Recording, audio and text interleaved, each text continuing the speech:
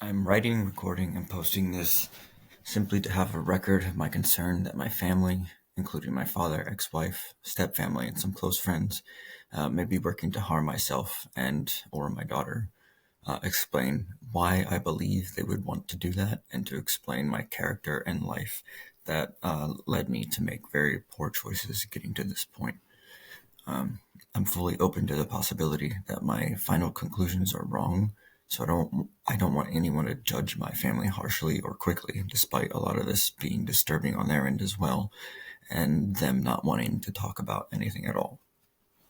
They yell and scream and threaten me whenever I try to broach these topics and try to manipulate me with things like, if you think these things, they'll come true, as if I somehow control reality or something.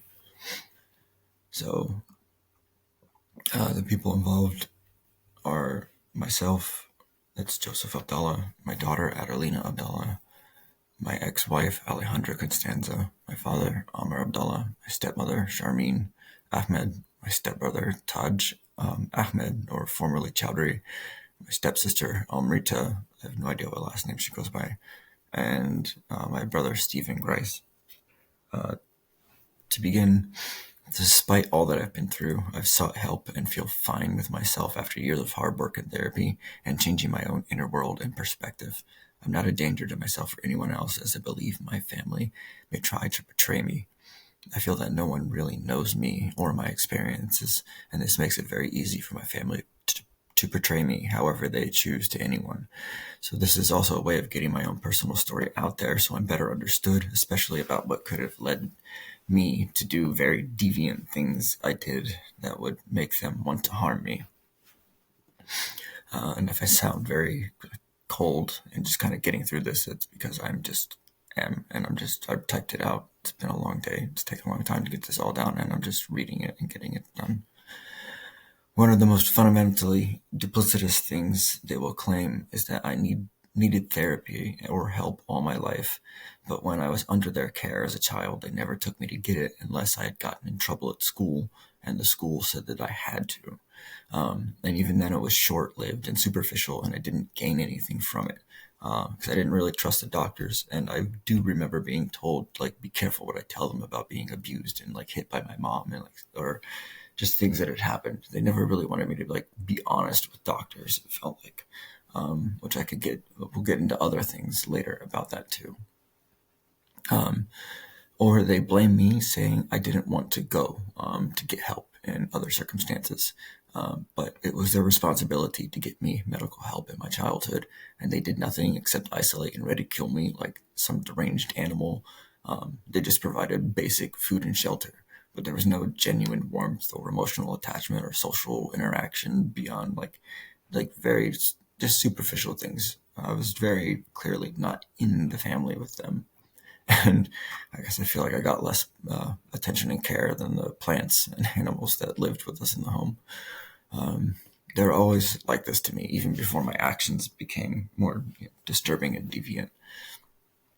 Now, the reason they would seek to harm me stems from the resentment towards me based on my behavior young in life, which was very destructive, disturbing, and deviant. I hurt a lot of people with my words and actions, and when I had done so, it never sat well with me and always led to my social withdrawal from others. So nothing ever really got resolved either. More specifically, as to what I did that I believe that pushed them to this, involved having developed, or when I say pushed them to this, to the point that I feel that my life is in danger or my kid is that I developed a terrible porn addiction by the age of 11 once my dad had remarried and we moved into Maryland. Around the age of 16, my grandmother told me that everyone knew, and they knew that I was also chatting and having cyber sex. At that time, it was just cyber sex, but it developed into a really bad fetish that I've since left behind. And this is where it also gets into why they want me or my kid hurt. So this is definitely like the hardest thing to ever admit about myself, but like whatever. Like this is trying to save myself and my daughter potentially. So after struggling to find many women to talk to online, I got the smart idea to play the role of the girl online, just to use, and would just use random pictures of anyone that I could find, as it was easier and as it was easier to have more frequent interactions online that way. I really can't express like just the depth of my loneliness in childhood and teenage years when this all started. It was never anything about a desire to be a girl. And it's just what I did online is kind of like a cheat to always have cyber sex available. And I never really thought about it beyond that, which is just a terrible attitude towards women, as well. Which, yeah, that's why I don't have a wife or anything, and a lot of failed relationships.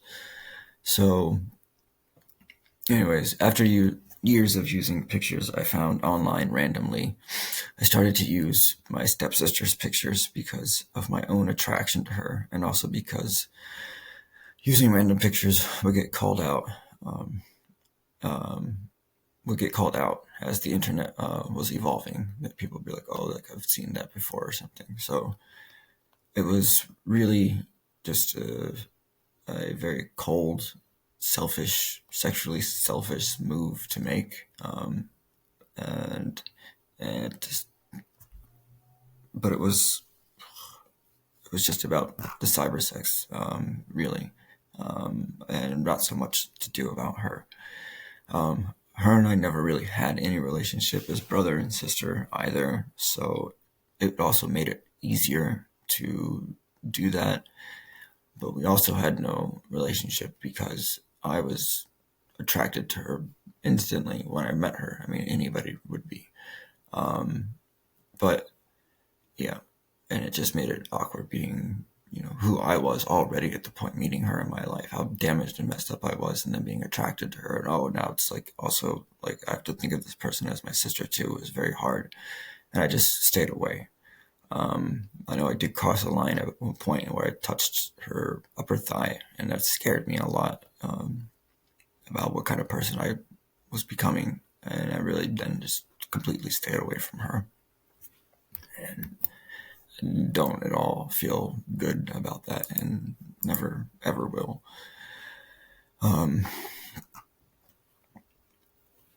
So these online chats and porn addictions went on for a number of years, and it destroyed all of my relationships, including my marriage. And I genuinely never considered that it might have harmed my stepsister directly one day, which to my knowledge it never did. I'm really ashamed at how long it took me to wake up to the fact that I could have been putting her in danger if anyone decided to seek the person in the photos out. That's ultimately what made me stop. It took me a long time to come to terms with how depraved and wrong all these choices had been. And I don't believe I'll ever stop feeling ashamed and guilty for it. I don't give any excuses here to how horrible this is, and I know I'll have to live with this forever. Anyone who knows this about me, should rightfully hate me, and I know I hate myself most of the time. And I know there's a few people who know this information about me already. This awful habit went on into my marriage, as I said, and she was aware of everything. After a while, I told her, and I think it really just crushed her entirely. And I can't blame her for wanting to kill me, on top of how she's been betrayed by many people, men in her life, her father, especially. She's been hurt by men a lot in her life, and I should have been the one to have done everything right, and I did absolutely everything wrong. I never hurt her or hit her like physically or anything like that. Definitely my words were the worst, and my own social withdrawal as a response to being an asshole, doing that in my own home, was definitely devastating as well, I'm sure. She herself is also very, very unkind, manipulative, lacks a lot of self-awareness about her attitude, and screaming and yelling, and yeah, it's pretty unpleasant to be around. My daughter often says she just doesn't want to be around her because of how she acts. Up until just about 2 days ago, my daughter on the phone was screaming, shrieking, and crying for me to come in and get her. But it wasn't my custody week, and my wife threatened to call the police. So instead, I called for a wellness check. And luckily, they said that she was fine. But my daughter doesn't easily get distressed in her behavior with her mother, versus me feels like I'm dealing with two different children. Excuse me. Regardless, if I put myself in my family's shoes, I'd want to kill me, or at least disown me, or ruin my life too. I don't blame them for that, but I also don't believe we should be killing anyone for any reason or making anyone's life worse at this point, especially not over something like this. And after like so long, so what made me ever cross these lines? I suffered a tremendous amount of physical, sexual, and emotional abuse, neglect, and isolation my whole life, pretty much from the time I was born. That made me into a very angry, bitter person. I became self-destructive and began to question if I was some kind of psycho or something for real. It's really minimizing things to say my behavior was disturbing with how angry I could get in the darker side of my life that I let myself come close to. Fortunately, I never crossed any major lines or harmed anyone in the worst ways that I think my family may believe about me or others might. And I'm likely the person who's been hurt most by my actions in my life. When I was born, I was malnourished, starving for the first few months as my mother only breastfed and there was some deficiency. I just wasn't getting enough nutrients from her alone, and she wouldn't give me formula. My mother was basically insane. Was always screaming and yelling about something, and evolved later into physical abuse very consistently. Especially, my father tells me as an infant, when I was crying a lot from being hungry. Later in life, she was also frequently physically abusive. The 8 years I lived with her before the state took us away from her were filled with terror, loneliness, and abuse. According to my father, during the 3 years of their marriage, he would even have to leave the house 3 hours early just to get away from her because it would just be way too tense at home. My mother went on to meet a man named Virgil Butler when I was 3 to 5 years old. He was the father of my biological sister. He was a pedophile, and he would antagonize me and get me crying. And then he would say things like, "Oh, if you want to cry like a girl, then you're going to be a girl." And he would make me dress up like one, and he would sexually do things to me. My brother claims that he has memories of this being done to him as well. Based on my experiences, I believe that I was also being drugged with DXM regularly during these times. I went to more than 4 elementary schools and was in special ed due to my emotional issues. I never made friends during this time or learned how to mostly keep to myself. I never learned how to make friends during this time and learned how to and learn or learned how to and mostly kept to myself in fear of other people. One of the schools I went to was Brookfield Elementary School, where they would lock kids in rooms called the booth. These were 2 rooms just meant for isolating kids, and we were just often locked in there for hours at a time with the lights off. From the ages of 10 to 11, my babysitter's 14, 15-year-old son would regularly do weird sexual things to me in my sleep and often violently bully me into doing things with him as well. Like breaking things and screaming and yelling until I would like give in to like what he was trying to do, or he'd even like go as far as like pushing me and shoving me at times and hitting me. At age 11, I was home alone during a home invasion that I struggled to see as anything other than my father trying to kill me and Stephen before marrying Charmine. We were so damaged that it was obvious we would be a drag on him the rest of his life, which we were, and I still am. The day of the break-in, someone kicked in the door on a morning my dad had left unusually early. I thought it was Stephen. He was 13 at the time and had gotten kicked out onto the streets a few weeks earlier. I bring this up to bring attention to my father's character because I don't think that many people in the U.S. would get away with kicking out their 13-year-old son onto the streets with no consequences. It's just crazy. So anyway, I ran to my babysitter's house, which was 3 doors down from us, and assuming it was him and he would be there, and he said it wasn't him. We ran back to the house, didn't see anyone. Even when I ran out, obviously I didn't see anyone. So whoever kicked in the door had left. But as we were leaving and figuring the person was gone, the person walked into the door and prevented us from leaving. And we said, "Who the hell are you?" And he said, I'm a friend of your father, Amr." And Stephen said, "Who that? Like, what kind of effing friend does something like that?" And started to fight the guys. Like immediately, he's like pounced on him. Stephen's that kind of like psycho, which is what got him kicked out of the house. He's very physically violent. Had no problems getting that way when he was younger. So he beat the shit out of this guy for a good minute. It was a good scuffle, and the guy ultimately got away and ran to a getaway car that had a driver waiting for him. My babysitter called my dad, not the police, which makes me wonder again about like things, bigger picture things going on possibly with my family, but I don't want to sound crazy, so I'll get into things like that later. It's just strange that there was never any police involved in this case. So my babysitter didn't call the police. She called my father. And my father came home. He claims he called the police, but the police told him that they wouldn't come investigate a case where two kids were home alone and or one kid was home alone, door got broken in, then two kids are home alone and come face to face with the attack or the burglar or whoever the hell it was, whatever the term would be in this case. They wouldn't come investigate that. That's what he expects me to believe. I called the Prince William County Police Department multiple times over the years and had them spend hours on the phone looking up records of phone calls to try and find that over multiple years, because maybe I didn't have the right year in my head. And they didn't find anything. And they swore up and down that, of course, if something like that happened, the police would be involved immediately. There's no question at all. And that it's very strange for someone to be claiming that the police told them that. My dad tries to say it was FBI, CIA, and then I figure, well, why didn't they just abort mission and run away? Unless it was just some scare tactic thing. I don't know. Maybe something from his past. There's a number of things that it could be, but his explanation towards the police makes me disturbed.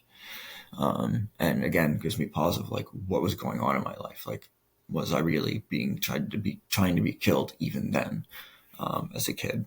I don't know that might want you to say like, oh, lifelong paranoia, but I didn't really make this connection that I was trying to be killed until up into my 20s. I thought it was weird that the police never came, and my dad didn't seem very bothered by what had happened. Didn't seem very concerned about us, but like I just kind of was like, I guess, yeah, FBI, CIA were spying on my dad. Makes sense. And moved on with my life as an 11-year-old kid. So fast forwarding to in 2007, I was using my dad's laptop in a hotel in Japan. And this is where I'm getting more into why I think maybe he's involved with something. Maybe he got involved with, like, Charmine's family is involved with some type of cult or something that you'll understand in a second. I noticed a folder called Tor on his desktop, which is a dark web access. I opened it, and in there was a notepad file which had an email. It was his name, Amr Abdullah 666 at gmail or hotmail.com, something like that. Something very easy to go and check and see that the email, it does exist. I did not make it. I'm not trying to set my dad up for anything.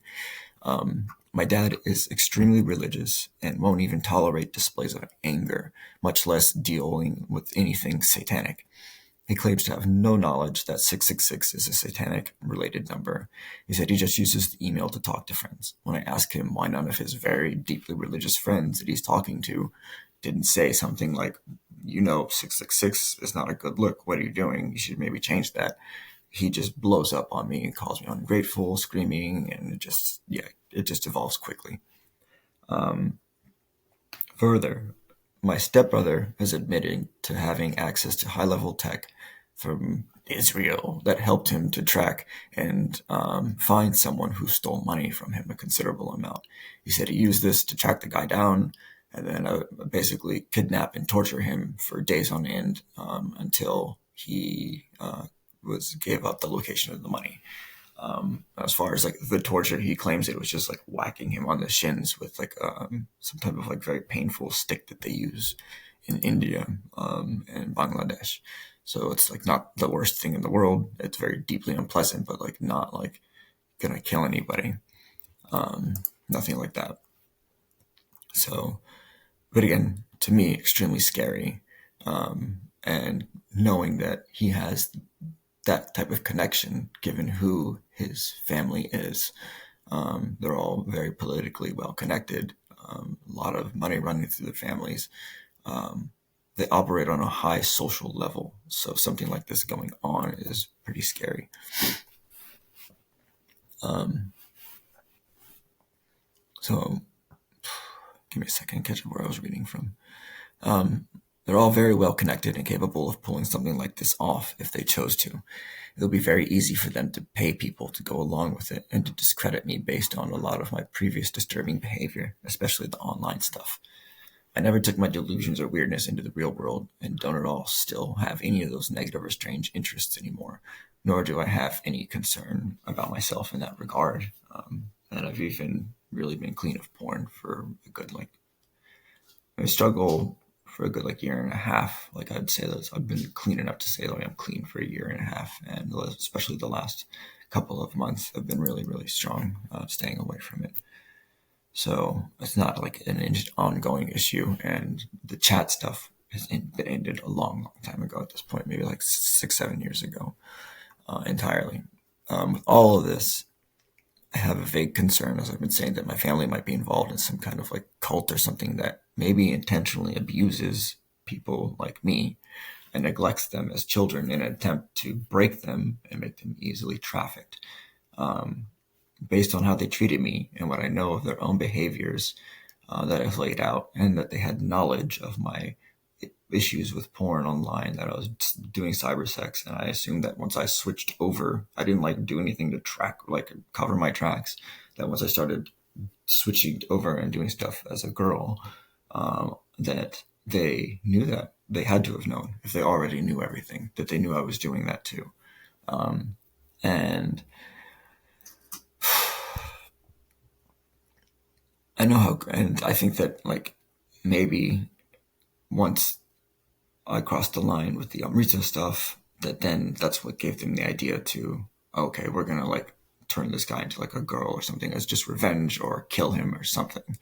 Um, yeah, like that's maybe, I know how crazy that sounds, so I don't want to push that further, as it sounds like I may be trying to blame them for my own perverse choices and responses to my own specific traumas that I lived through, or to find a way to escape the negative outcomes of my choices.